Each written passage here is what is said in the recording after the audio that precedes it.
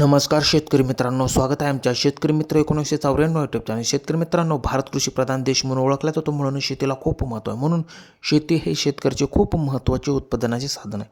तर शेतकरी मित्रांनो, आमच्या गावातील आदर्श शेतकरी यांनी झेंडूची शेती खूप छान प्रकारे केलेली आहे.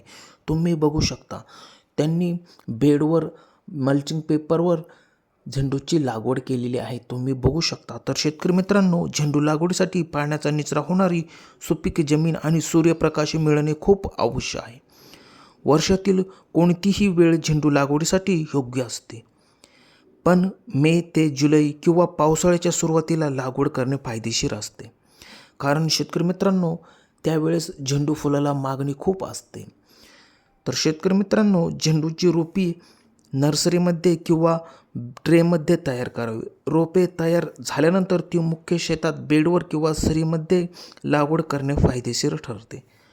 तर शेतकरी मित्रांनो, झेंडूची जोमाने वाढ होण्यासाठी, फुले येण्यासाठी हेक्टरी साधारणपणे 100 किलो नत्र, 200 किलो स्फुरद आणि 200 किलो पालाश NPK भेसळ खताची आवश्यकता असते. शेतकरी मित्रांनो, झेंडूच्या मुख्य जातींमध्ये आफ्रिकन झेंडू ही उंच वाढतात. त्यांची मोठी आणि दुहेरी फुले येतात, जी 5 इंच व्यासापर्यंत असतात. त्यानंतर आहे फ्रेंच झेंडू. याची झुडुपे कमी उंचीची आणि झुडपासारखी वाढतात. फुले लहान मध्यम आकाराची असतात आणि चमकदार असतात.